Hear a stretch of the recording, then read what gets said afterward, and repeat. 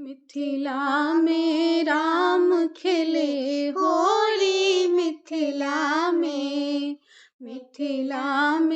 राम खेले होरी, मिथिला में हो, मिथिला में हो, मिथिला में हो, मिथिला में हो,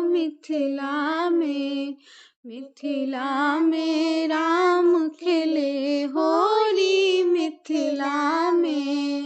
मिथिला में राम खेले होरी, मिथिला में किनका हाथ कनक पिचकारी, किनका हाथ कनक पिचकारी, किनका हाथ अबीर झोरी हो, किनका हाथ अबीर झोरी, मिथिला में राम खेले होरी, मिथिला में राम खेले होरी, मिथिला में हो खेले होरी, हो खेले होरी, हो खेले होरी, हो खेले होरी, मिथिला में राम खेले होरी, मिथिला में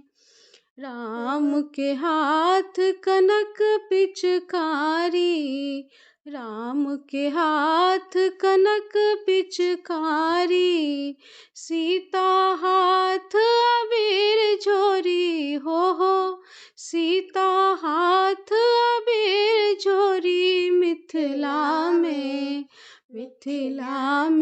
राम खेले होरी, मिथिला में राम खेले होरी, मिथिला में हो खेले होरी, हो खेले होरी, हो खेले होरी, हो खेले होरी, मिथिला में राम खेले होरी, मिथिला में किनका भीजे पियर पीताम्बर,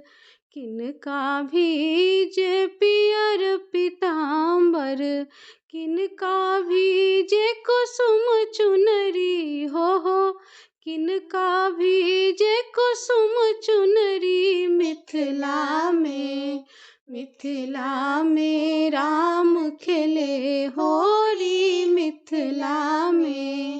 मिथिला में राम खेले होरी, मिथिला में हो खेले होरी, हो खेले होरी, हो खेले होरी, हो खेले होरी,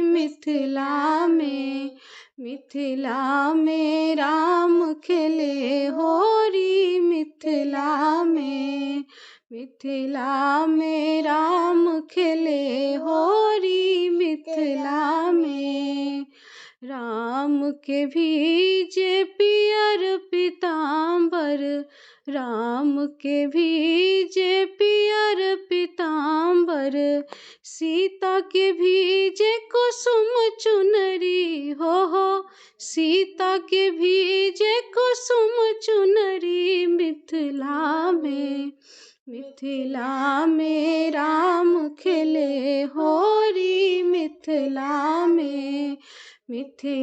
में राम खेले होरी, मिथिला में हो खेले होरी, हो खेले होरी, हो खेले होरी, हो खेले होरी, मिथिला में राम खेले होरी, मिथिला में